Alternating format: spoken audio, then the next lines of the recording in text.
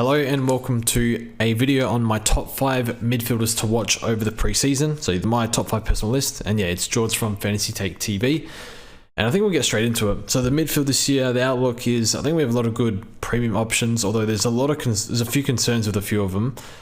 There's the up and coming, I guess, in tennis, you say the next gen, I guess you can say it here, your Anderson, your Tom Green, your LDU, Chad Warner, those types, and then you got a few mid prices like your Sheed and Worpel and Hopper and whatnot, and expensive rookies not too sure yet. We got Ashcroft, and then we'll see who else pops up. So I think it's pretty easy to fill out the midfield, whereas I think the defense is a little bit harder. I guess we'll see how many rookies we get back there and whether Jack Bowes is any good and stuff like that. But the midfield, I think we'll get into my top 5. So at number 5, I've included one of the next gen mids on this list, and that is LDU. I like LDU a bit better than Anderson and Green just because a few more preseasons under the belt. Ran out the season really well. Anderson did too, but I think it's a lot of points, a bit more points to go around in that Gold Coast midfield. And LDU's post-buy, his CBAs went up quite a bit. They went up to 82% post-buy, and he averaged 111 from that. Whereas I think in the first part of the year, I think they were below 70, I want to say, something like that. So a fair bit of a spike, and he also had the injury game in there. I think a concussion or something like that. I don't recall exactly. But, when you look at LDU, you can see all the attributes. He's, broad shoulders, he's big, explosive from stoppage. Just the speed and power of him is pretty impressive. I'm not sure how quick he is, but he looked like he was just exiting out of stoppage, just exploding out of stoppages quite a lot in the back half of the year. So his attributes are just really impressive. And 6th year actually, same year as Andy Brayshaw. Plays for North, not ideal, and I think he'll be the tag target at North. Teams have gone after Simpkin in the past. I don't think that'll happen this year. And tagging's just out of control at the moment. We'll see what happens. Ross loves his taggers. I did read somewhere that Cordwell might tag a bit, but I'm not too sure. It's unconfirmed. So you got your Winhagers at St Kilda, but we'll see what happens there. So I think he's a tag target, which is not great, but we saw him probably only going to get better this year, and you'd hope that the CBAs that he got in the back half of the year continue in the first half of the year. So I think he's one where he can really catch the eye and just completely explode in the preseason, and if he does that, then I'll consider him. At this stage, I don't have a lot of interest in picking LDU, but if I see him tear it up, then I'll consider him. I want to see high CBAs as well, so we'll see how that goes. Also, under Clarkson, not sure what sort of game plan they will have. We know that under Clarkson, Mitchell, Lewis, Hodge, Sewell all scored pretty well. So we'll see how that goes. So LDU is number 5 on my top 5 list. Number 4, we have one. This is another iffy one that I'm not sure on. We have James Worpel. Excuse me. So last year he had a bit of a shoulder issue, but we know he won the Peter Crims medal, the BNF, 97 average. The year after that, the COVID year, 80 something. I've got it written here. No, I don't. 88. Yes, I do. 88 average. So basically, he's been in decline basically 3 or 4 years in a row now, or 3 years, I think. So what can we expect from James Worpel? Over the preseason, I think it looks like he's trimmed down a bit, back to the weight he was when he won the BNF, something like that. And the opportunity at Hawthorn, the CBAs are just, well, now it sounds like Josh Ward has a groin issue. And when you hear the word groin in preseason, that is not good. That is major red alarm bells. So I guess it might be like a 1 week small thing, but if you hear it the week after and the week after that, he ain't playing round 1. So who the hell was playing in the midfield here? Dylan Moore, maybe Will Day goes through there. I think I've heard he's training through the mids. Is he ready to play midfield? I'm not too sure. And his durability hasn't been great. Dylan Moore, maybe he gets that 50% mid-time, something like that. Cooper Stevens, Connor McDonald, it's all kids. And I watched an interview with Sam Mitchell from 5 or 6 weeks ago, and Sam Mitchell was basically said that whoever grabs the ball by the horns will get the inside mid time. So they're all competing for that midfield spot. So it'll depend how he looks. So at 309k, he'll be hard to resist if he looks really, really good. But is he any good anymore?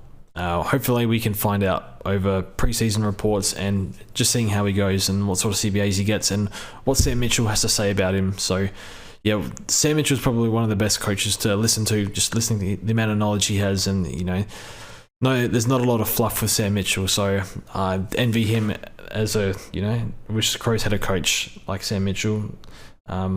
Just think he's fantastic. So see how he goes. I don't mind Matthew Nicks, but I do love Sam Mitchell. So James Worpel at number 4. He's not in my team at the moment, but if I want to see something, because there's no better opportunity than he'll get than this year.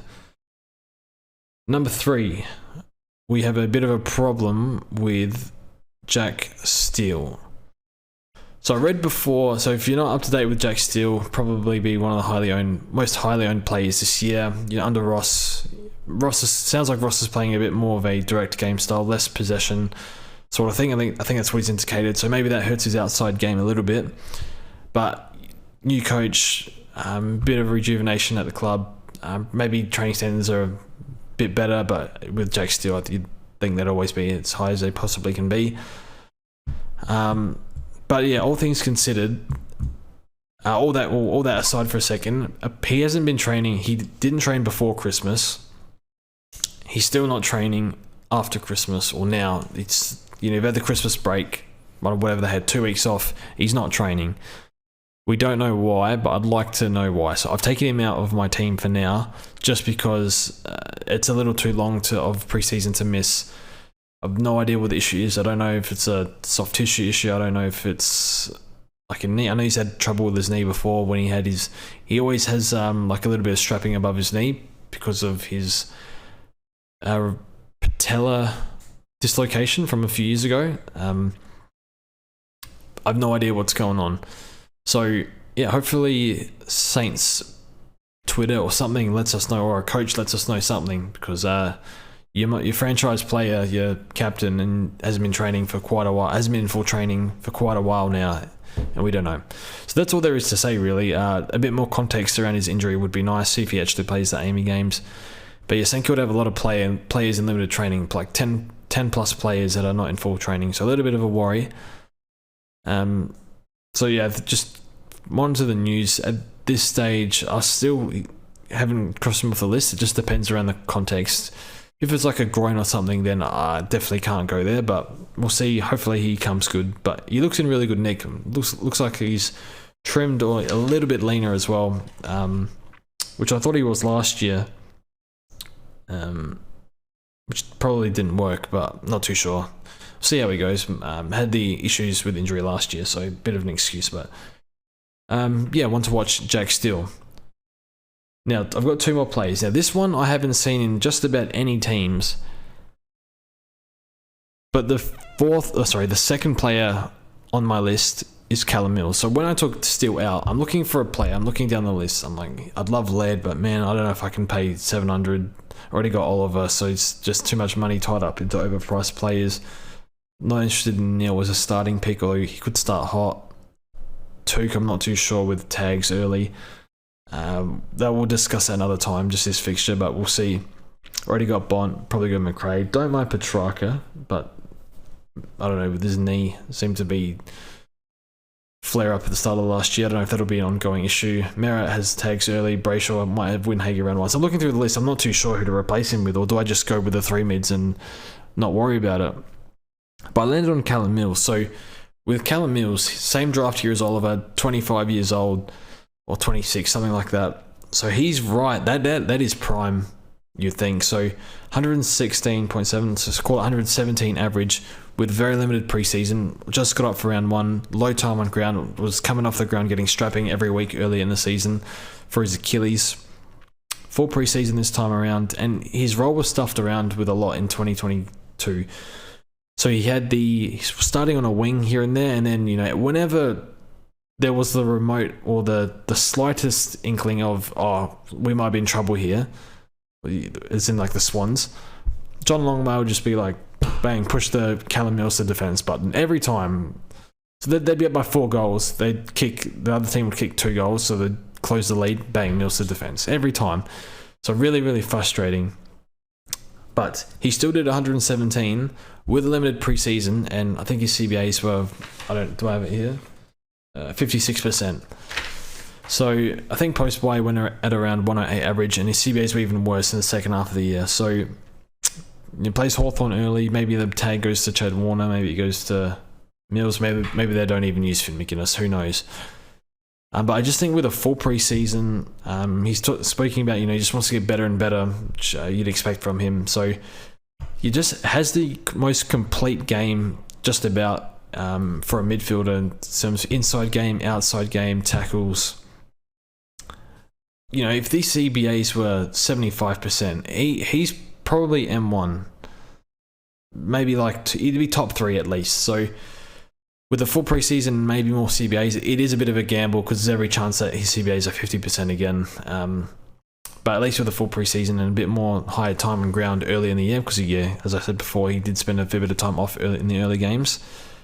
There's got to be upside here, but again, what is John Longmire going to do? Maybe they can find a solution. Find a spot for Aaron Francis, and he can sort of defend and spoil back there instead of Mills. They've got enough ball users that they can use off halfback. They got the Blakey and McInerney can go down there. So Jake Lloyd. I don't know. I really hate the Mills to defense thingo. But yeah, could be a sneaky pod. Don't mind it. Thinking hard about it, but I think I've chucked him in for now for Steele. But you had to find 40k, which isn't great. But we'll see how he goes. But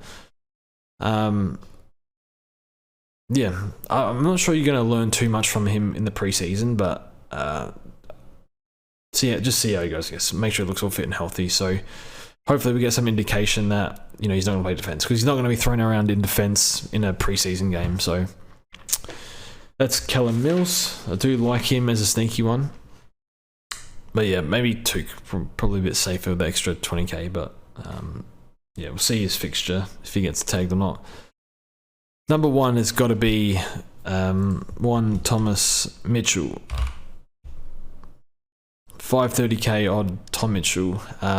New club. I was watching highlights of him today actually, just because, and you can just see how good he is at stoppages. He's always that in and under. He tackles. He always gets the handball off. His inside game is so strong, and I do remember owning him in fantasy last year because he said he said halfway through the year he's going to play more midfield, and then that was total lie. Yeah, well, not his fault, but Sam Mitchell decided that he didn't want that to happen for too long. So yeah, time and time again, they'd set up for a stoppage, and Tom Mitchell would just run past the stoppage and set up forward of the ball, and that's not going to happen at Collingwood. So average 96. It's going to be the main guy in and under. Apparently, Dacos hasn't been training in the midfield, apparently, or most recently didn't train in the midfield. So maybe they keep Dacos back there. They got Pendlebury, they got Crisp, they got DeGoey, Adams, a whole bunch of players. It's hard to know in the preseason, but his time on ground in his heyday was 90%, and that's not going to happen just because of his age, and just we saw, I think Crisp was a 90% time on ground player, and as he got more midfield time, his time on ground dropped from 90% under Buckley to low 80s under Craig McRae. And yeah, again, I think he's just about to turn 30, something like that. And we know, so yeah, being that age, he's not going to get, wouldn't imagine, 90% TOG.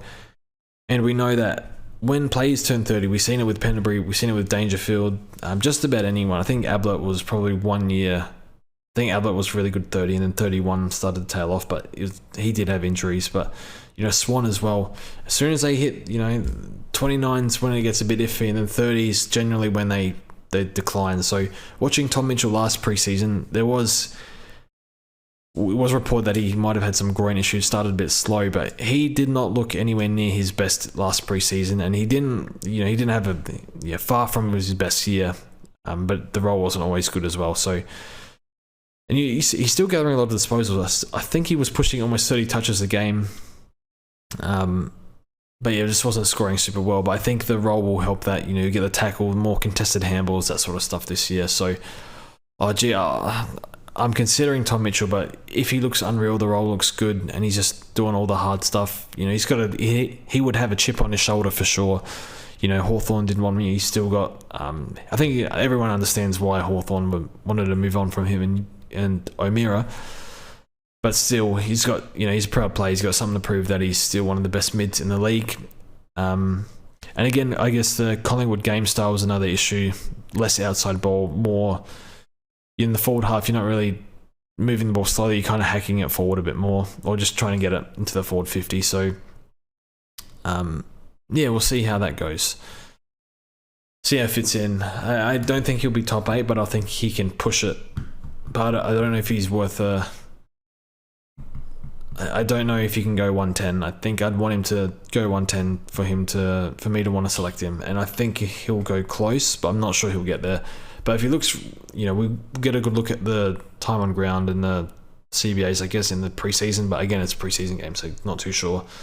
See how he looks, because last preseason he didn't look great. This preseason hopefully looks a lot better, and the role looks fantastic, doing all the in and under stuff. So that's it from me. There's my top 5 on the watch list. Yeah, out of these 5, I only have Callum Mills in at the moment, and I probably won't even start him. So yeah, not too sure. A few other ones I don't mind. Cooper Stevens, I think, again with Hawthorn, someone's got to get mid-time, especially if Ward isn't there round 1. Like, it has to go to somebody.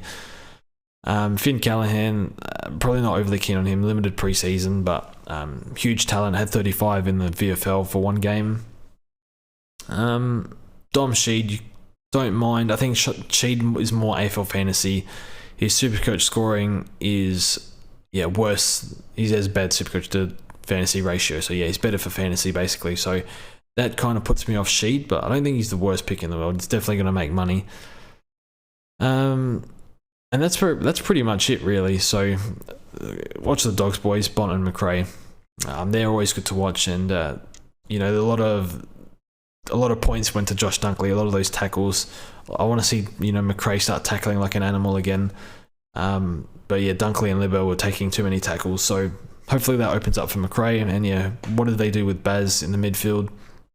Do they play him wing? Does he even play? He's injured or he's on limited training at the moment. Treloar, I think, is also injured at the moment, so does he play? Where does he play? Caleb Daniel might play a bit in the midfield or up the ground somewhere. So yeah, a few things to watch there. But yeah, that's the video. Thanks for listening in, and we'll see you guys in the next one.